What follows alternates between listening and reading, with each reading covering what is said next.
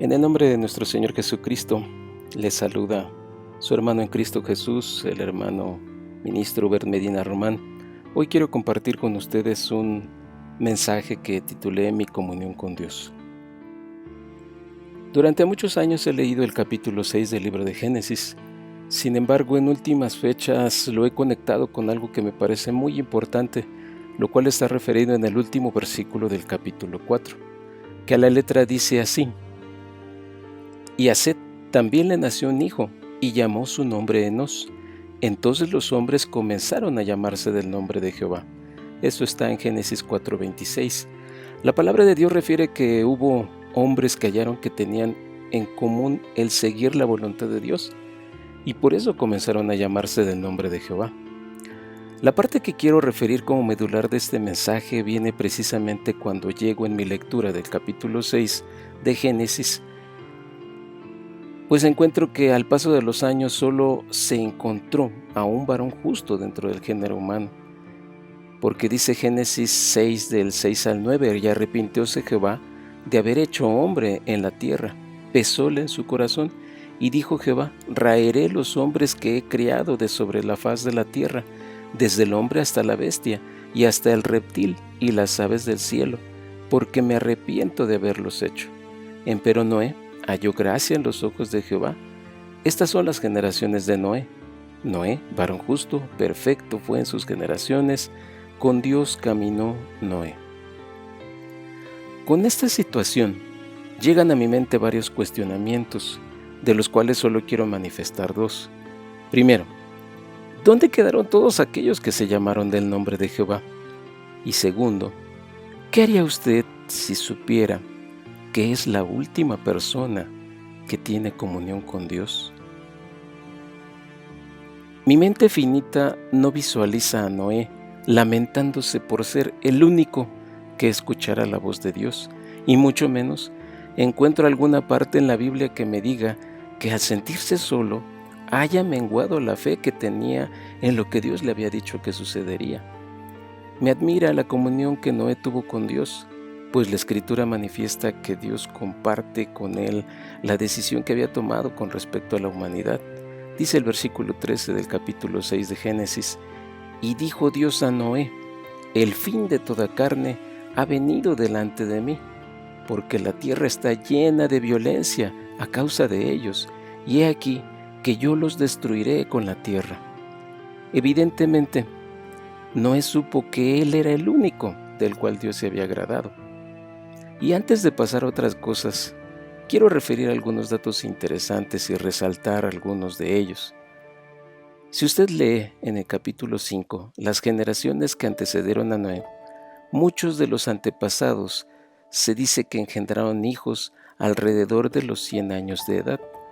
Dice que Set engendró a Enos a los 105, que Enos engendró a Cainán a los 90, que Cainán engendró a Mahalaleel a los 70 años, Mahalaleel engendró a Yared a los 65, Yared engendró a Enoch a los 162.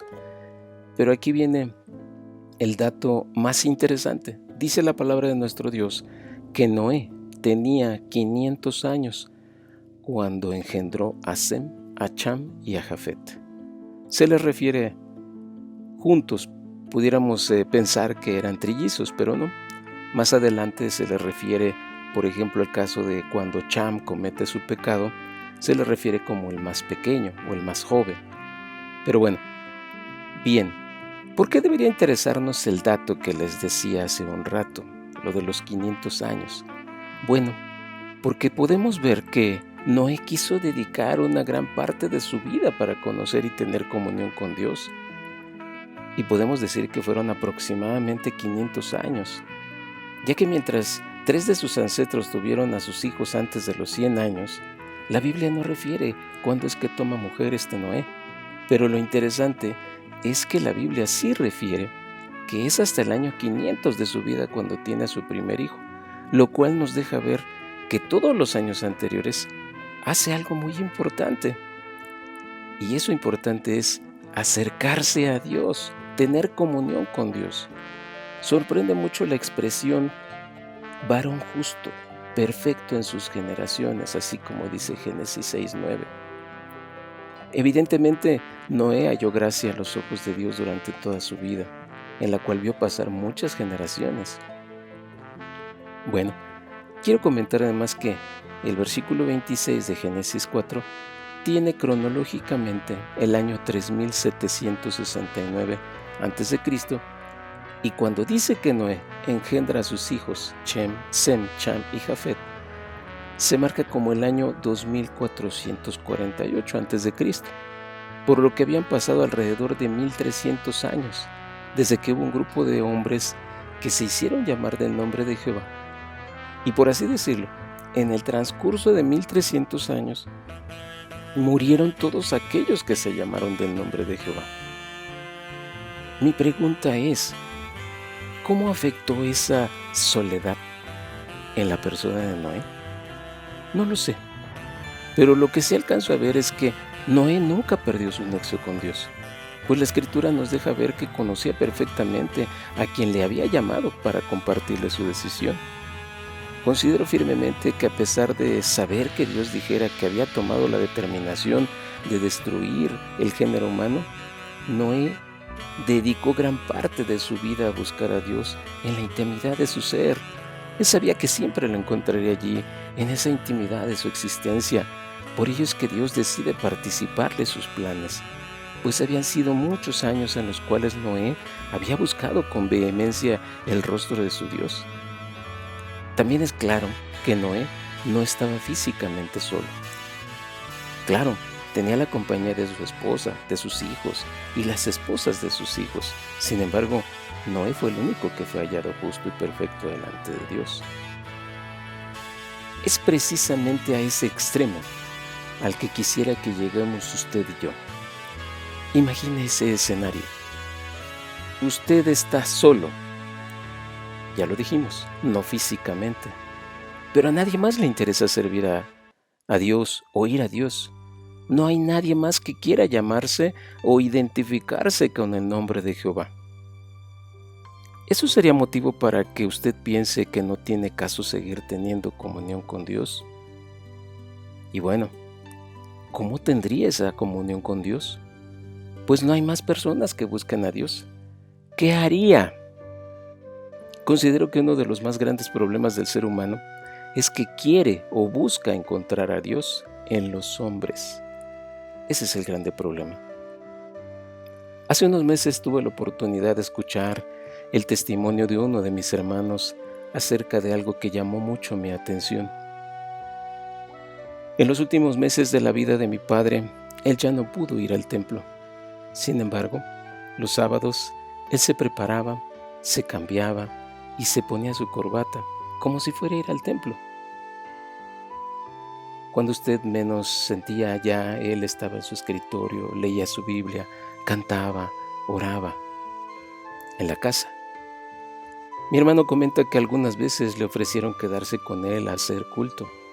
Sin embargo, les comentó que no, que ellos sí podían estar en el templo, que fueran. Considero ese ejemplo y creo que me enseña que mi comunión con Dios depende mucho de alguien, de cuánto quiera yo acercarme a Dios. Pudiera estar en el templo siempre, pudiera estar grandemente acompañado por muchos hermanos, pero pudiera no comprender por qué estoy allí y qué debo hacer allí. Es como si quisiera ver a Dios a través de los hermanos, y creo que no es así. Dios se manifiesta con cada uno de sus hijos, en esa intimidad de su corazón, en ese deseo que embarga al que quiere hallar gracia delante de Él. La palabra de nuestro Dios refiere a una verdad innegable allí en el libro de los Salmos, en el capítulo 145, versículo 18, y dice que cercano está Jehová a todos los que le invocan, a todos los que le invocan de veras. Cuando el deseo del humano es verdadero, Dios está muy cerca del que le invoca cuando le invocan sin labios de mentira. Dice Jeremías 29:13, y me buscaréis y hallaréis, porque me buscaréis de todo vuestro corazón. Y también Isaías 58:9 dice: entonces invocarás y oírte a Jehová, y clamarás, y dirá él: heme aquí. Si quitares de en medio de ti el yugo, el extender el dedo y hablar vanidad. Una cita más. Salmo capítulo 9, versículo 10 dice: y en ti confiarán los que conocen tu nombre, por cuanto tú, oh Jehová, no desamparaste a los que te buscaron. El que busca a Dios es claro que lo encuentra. Y quiero pensar precisamente bajo la idea de que estamos viendo la situación de Noé, que Noé estaba solo, pero sabía perfectamente que si invocaba a Dios, Dios siempre estaría con él. Y bueno, seguimos bajo ese pensamiento. Recordemos que estamos en el supuesto de que usted está solo. Ahora, quiero que se imagine que está usted en la cárcel, en una celda, sin compañía, incomunicado, por un prolongado lapso de tiempo. ¿Qué haría? Ya que usted conoce al Dios verdadero, ¿rompería su relación con Dios porque piensa que Él le abandonó y porque no ve a ninguno de sus hermanos? ¿Pensaría que Dios se ha ido? ¿De qué depende entonces su comunión con Dios? Claro, de su deseo de temer a Dios, del ánimo ferviente que hay dentro de su corazón por agradar a aquel Dios en el cual usted confía.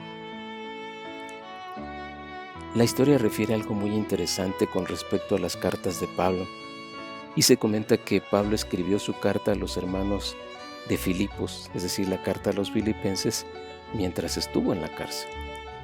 Y si usted lee la carta referida, no encontrará alguna queja o quebranto de firmeza del apóstol, a pesar de que estaba sufriendo en la cárcel. Ejemplos hay muchos, y quiero mencionar el de Moisés. La Escritura refiere varias ocasiones en las cuales él se siente solo contra aquel innumerable pueblo que había sacado de Egipto. Dice la palabra de nuestro Dios en el libro de los Números, en el capítulo 11, versículos 10 al 15. Y oyó Moisés al pueblo, que lloraba por sus familias, cada uno a la puerta de su tienda, y el furor de Jehová se encendió en gran manera, y también pareció mal a Moisés. Y dijo Moisés a Jehová: ¿por qué has hecho mal a tu siervo? ¿Y por qué no he hallado gracia en tus ojos, que has puesto la carga de todo este pueblo sobre mí? ¿Concebí yo a todo este pueblo? ¿Engendrélo yo para que me digas: llévalo en tu seno, como lleva la que cría al que mama, a la tierra de la cual juraste a sus padres? ¿De dónde tengo yo carne para dar a todo este pueblo? Porque lloran a mí, diciendo: danos carne que comamos. No puedo yo solo soportar a todo este pueblo, que me es pesado en demasía. Y si así lo haces tú conmigo, yo te ruego que me des muerte. Si he hallado gracia en tus ojos, y que yo no vea mi mal. Dado lo anterior, considero que Dios nos permite experimentar, hermanos, situaciones duras y de tribulación para saber si, a pesar de nuestra tribulación, miedo y aflicción, somos capaces de seguir teniendo comunión con Él, aún bajo esas circunstancias que laceran nuestra vida y nos hacen sentir que todo va mal. Quiero traer a nuestra memoria una porción del capítulo 14 del libro del profeta Ezequiel, la cual refiere la justicia de 3 varones. Dice Ezequiel 14, 19 y 20. O si pestilencia enviare sobre esta tierra, y derramare mi ira sobre ella en sangre, para talar de ella hombres y bestias, y estuvieren en medio de ella Noé, Daniel y Job, vivo yo, dice el Señor Jehová, no librarán hijo ni hija, ellos por su justicia librarán su vida. De acuerdo con el contexto, el pueblo había caído en un grado de idolatría muy tremendo, por lo que Dios le refiere a Ezequiel que visitaría dicha maldad con 4 géneros de destrucción, a saber, la espada, el hambre, malas bestias y la pestilencia. Dios manda a Ezequiel para que les advierta de su porvenir. Pero lo que quiero hoy resaltar es, a propósito de lo que estamos estudiando, es que Dios les da como ejemplo a estos tres varones. ¿Qué tienen en común ellos? Bueno, fueron escogidos en medio de la adversidad, porque nunca perdieron su comunión con Dios. Su relación íntima con Dios siempre estuvo presente, a pesar de que estuvieron en esa adversidad solos. Y digo solos, porque a pesar de que Noé tuvo a su familia físicamente, solo él alcanzó justicia delante de los ojos de Dios. Daniel también tuvo a sus tres amigos, pero hubo otras ocasiones en las cuales estuvo solo en la tribulación, como en el ejemplo del foso de los leones. Y para el caso de Job, sabemos perfectamente que se queda sin hacienda, sin hijos, y su esposa, de acuerdo a algunas versiones, le dice: maldice a Dios y muérete. Otras dicen: bendice. El caso es que considero que ella también se alejó de él, porque si usted se remite al libro de Job, cuando le dice esa expresión, ya sea una u otra, él le dice: como la mujer más fatua has hablado. Pero a pesar de ello, también dice la palabra de nuestro Dios, hay una expresión que también me llama mucho la atención. Dice Job 19:17, mi aliento vino a ser extraño a mi mujer, aunque por los hijos de mis entrañas le rogaba. Quiero entender que lo desconoció por completo.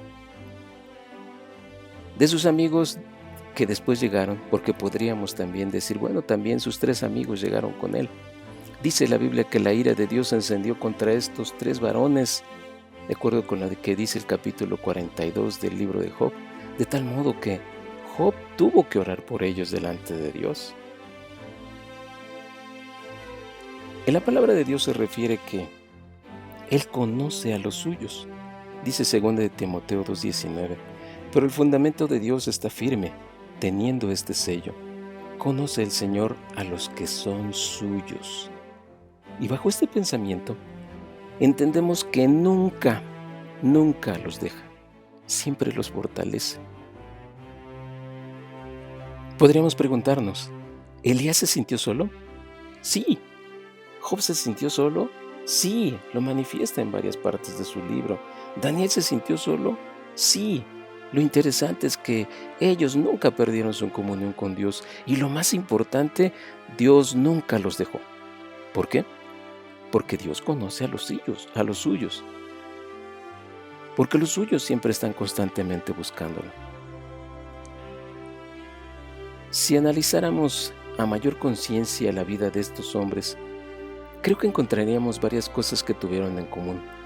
La primera refiere que a pesar de que estos varones hallaron gracia delante de Dios al estar en medio de tribulación y angustia, Dios los enalteció al manifestarse con grande poder a Noé, al salvarlo del gran diluvio junto con su familia, a Daniel al declararle los sueños de Nabucodonosor, librarlo del foso de los leones, declarar el mensaje que se había escrito en la pared, a Job al curarlo de su enfermedad y duplicarle en bendición su vida.